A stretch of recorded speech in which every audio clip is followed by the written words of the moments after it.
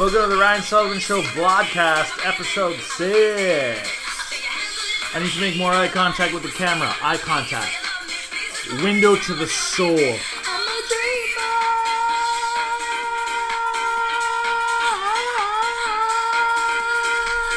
dreamer. Yo, your boy can hold notes. Your boy can hold notes. I used to hold tokes of the marijuana smoke, and now I just hold notes, baby. Ow, ow, ow. Welcome back to the vlogcast, people. So, interesting turn of events here. Welcome back to the show. Friday, June 4th. It's going to be 40 degrees up in this mask this weekend. So, make sure you have your air conditioner because it's too late.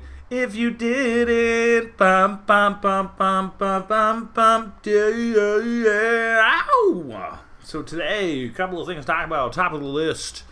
So last night, pretty cool, because, well, let's just say for the last 10 years, I've been pretty foggy-minded, and, well, let's just skip to the good part. So, fun little tidbit silver lining there is, a lot of the movies I've watched in the last decade, I don't really remember, and as a result, I get to watch a lot of great movies for kind of the first time again. And last night I got to watch Hereditary because, yeah, it was great. Don't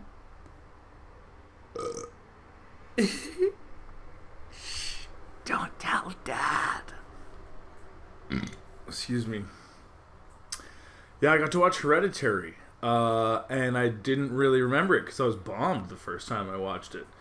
What a sick movie. That guy makes such good movies. Midsommar. Hereditary. He's filming a new movie in Montreal right now, apparently. Apparently, kid. Google it. There's your Google it. Google that clip. There's going to be a Google that clip to the episodes. So, apparently, kid. Yeah, I gave up on horror movies a while ago because you know what? For a while there, like early 2000s, horror movies just became gore movies. They just became gore movies thanks to the, like, pretty much like when Saw came out.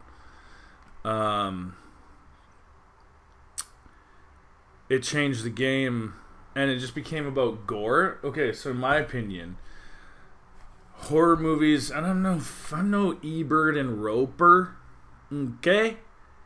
But it just became about gore and jumps. So just about blood and guts or fucking duh, you know? And the movies wouldn't actually be good. They would just be blood-filled and filled with a bunch of ja. It was almost like clockwork, like, okay, and so it's been about 3.5 minutes since our last jump, so put in a jump, the editor, you know? Okay, and yeah, the jump timer has gone off, so we got to put a jump in here. So, yeah, I watched Hereditary, and it was fire. Super good movie. And it was actually creepy, and I liked it. And what was neat about it, I love how, I guess he does culty stuff. You gotta love culty stuff, and at the end he just little sprinkle of cult stuff at the end, which was great, just the right amount of cult stuff. And then the other thing, which I thought was cool, because you know horror movies or scary movies, whatever. They have there's always like a sound that like the devil makes or the bad guy or whatever, the killer, whatever. And in most horror movies, it's like, this.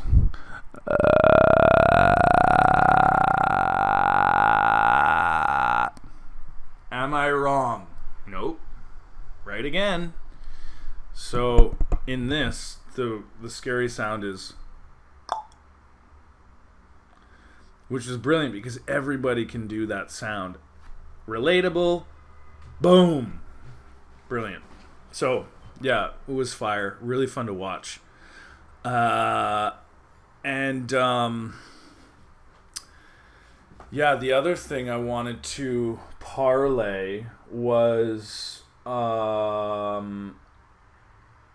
well, I wanted to do a sports section, but I don't really have much to say about that except for Canadians are doing it to them, bro. They're one up against the Winnipeg Jets, which is fire because I'm not a huge hockey fan, but Montreal comes alive when the Canadians are doing well. And even though somebody almost lost their life, there was just a cheap shot in the game one the other night. Canadians were up like 2 or 3 goals. So empty net for the Jets. And I believe it was Evans. It's his 24th birthday, and he literally almost got killed. Just blindside T-bone. He skates down, retrieves like a clearing puck, tucks it in. Immediately after tucking it into the empty net, this dude, Shillelagh or Schmabutthole or fucking Schlinglonger or some shit, piece of dirt is what he is. Piece of dirt is what he is, though. Shoulder to under chin, blindside, boom, decapitation type. Like, it wasn't funny. It was super immature, total dirty play. And I hope that jinxes the Winnipeg Jets, because that's not cool. So that's our sports talk for today. Sports talk for today. Bum, bum, bum, bum. And then so I had a couple of interviews this morning. That's right. A couple of interviews this morning for different jobs. I had a stacked morning. 2 interviews and a trip to the farmer's market for some fresh farmers saucisson. Oh, I love that. So yeah, it's funny because I was doing the pitch because let me hold up.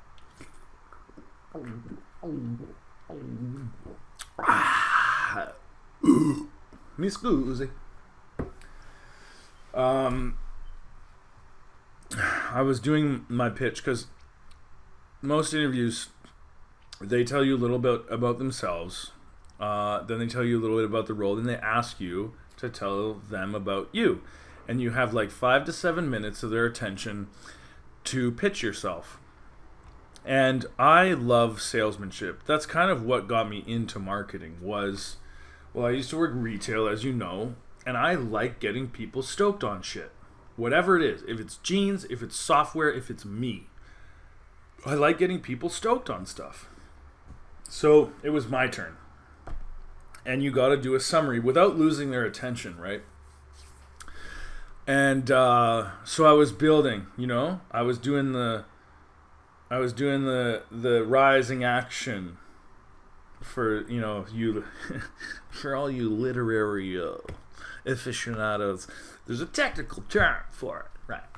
The rising action. And I was leading to my climax where I was going to drop the bomb, And so I was talking about, because he was like, well, the role is a marketing position, but it will also incorporate sales to some extent. And I was like, that sounds great, blah, blah, blah.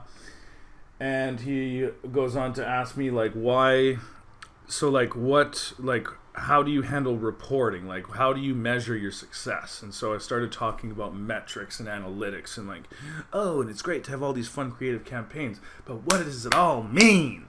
Where are the meat and potatoes? What is the return on investment? Dropping those buzzwords, like, ooh, like dropping jewels on the run from police. Ooh, ah.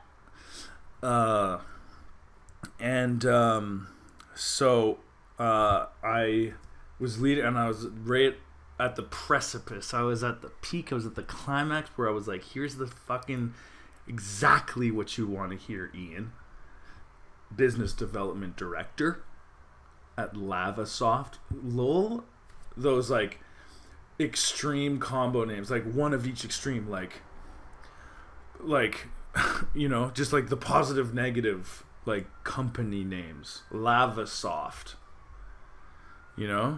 Like hot cold entertainment. It's like, okay, like you know what I mean? Like icy hot, or like you know what I mean? Like whatever. So anyway, I was like, and because the sea levels and the investors, it comes down to two things. The two most important things are profitability and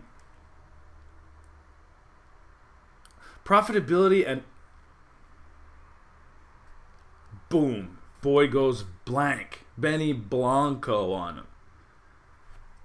Profitability and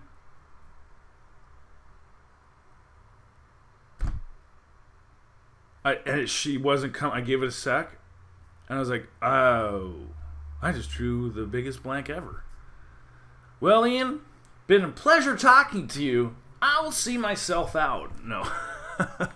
I was like, oh my god, I just drew a blank at the climax of my self-pitch. I was honest about it. It was kind of funny. We had a little chuckle, and then she clicked. I was like, profitability and productivity. And he was like, And I was like, phew, crisis averted. Whatash. So, yeah, we'll see. Problem is, location, although all companies are adopting a hybrid model in terms of work from home and work from the office now.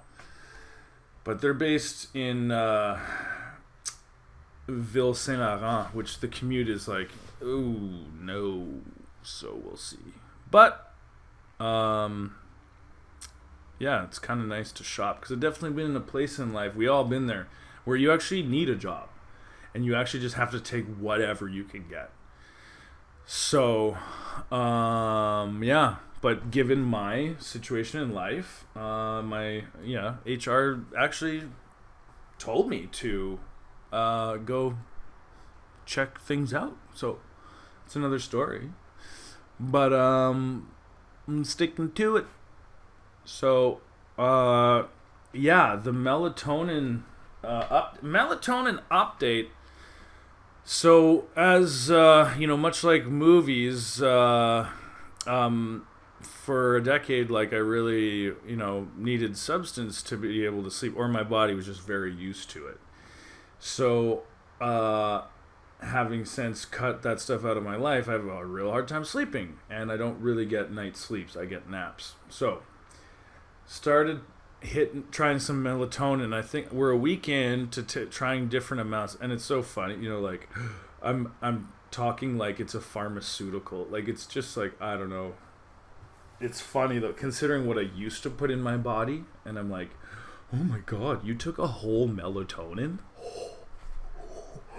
Whoa, calm down, dude. But actually, a half pill of melatonin the past 2 nights have yielded the best results so far. Went to bed at mids last night, woke up at 4, and then got up at 7, which is the best so far by far. So we are hyped on it.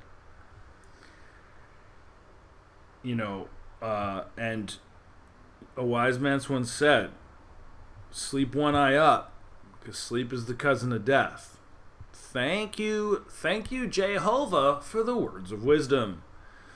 So I'm kind of caught in between. I don't know what to do, because sleep is important, but I'm also, according to the doctrination of Jehovah, I'm supposed to rest one eye up, because sleep is the cousin of death. Of course, back then he had Nas to worry about, so I haven't really digested that yet. So, we're on the up and up, and it's a Friday, and we're Gucci, baby. So I wish you a merry weekend. We'll cut it there for episode 6. And thanks for tuning in. Love you. Okay, bye-bye.